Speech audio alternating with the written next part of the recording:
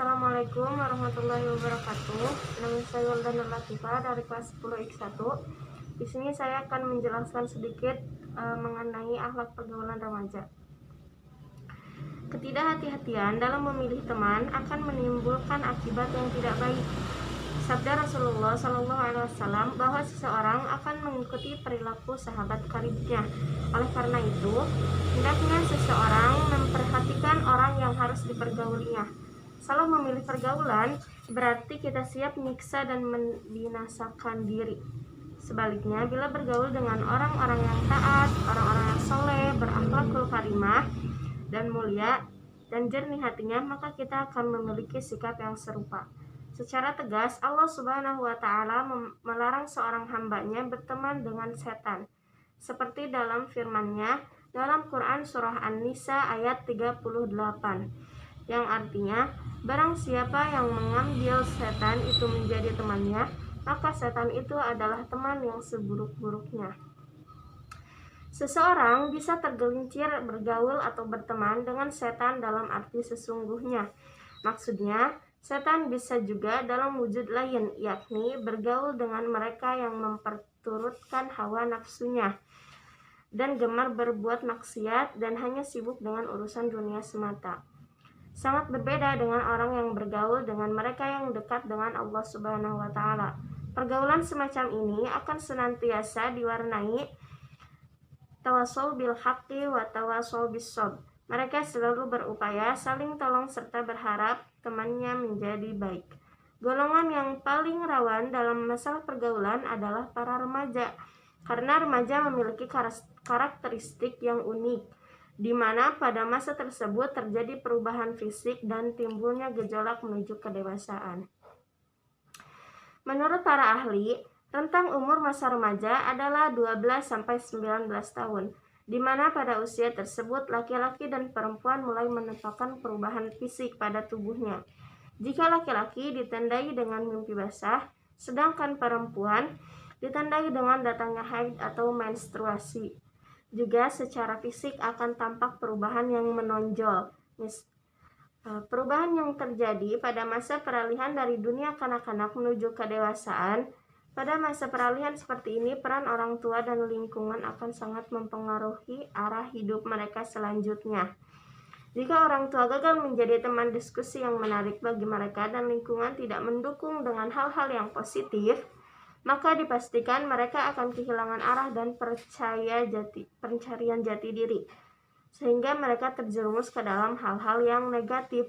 Oleh karena itu, agama menjadi satu kunci yang paling penting dalam pengarahan pergaulan remaja.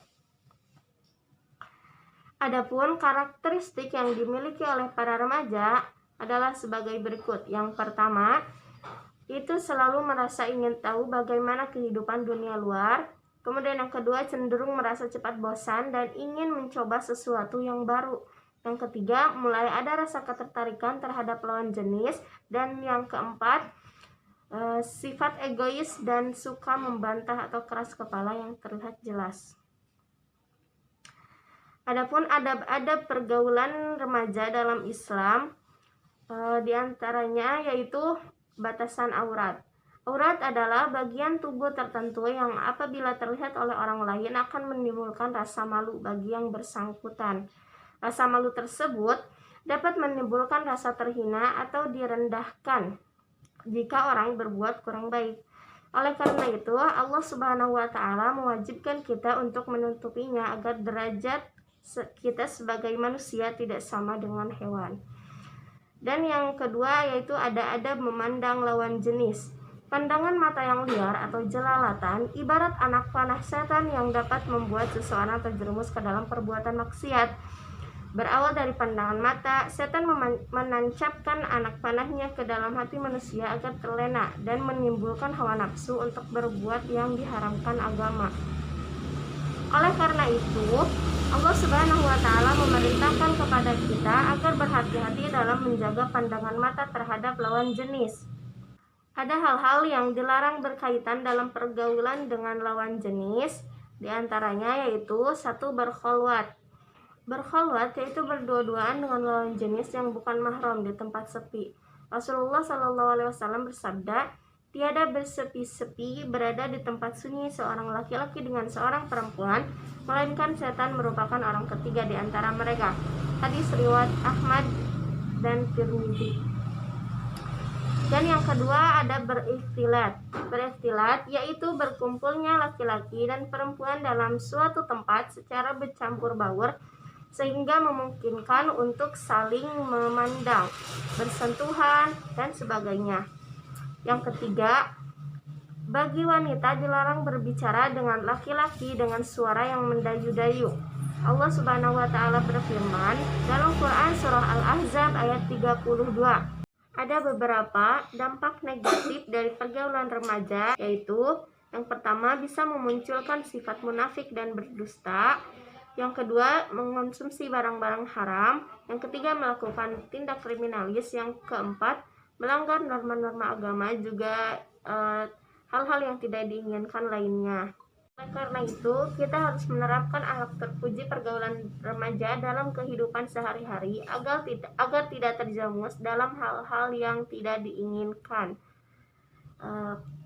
Di antaranya yaitu satu, berteman dengan orang-orang yang soleh-solehah. Yang kedua, menjalankan perintah Allah. Yang ketiga, selalu berusaha menanamkan akhlakul karimah dalam kehidupan sehari-hari. Yang keempat, menerapkan batasan-batasan dalam pergaulan. Yang kelima, menanamkan budi pekerti luhur. Yang keenam, selalu menghormati orang tua dan juga guru. Dan yang terakhir, selalu belajar dengan baik.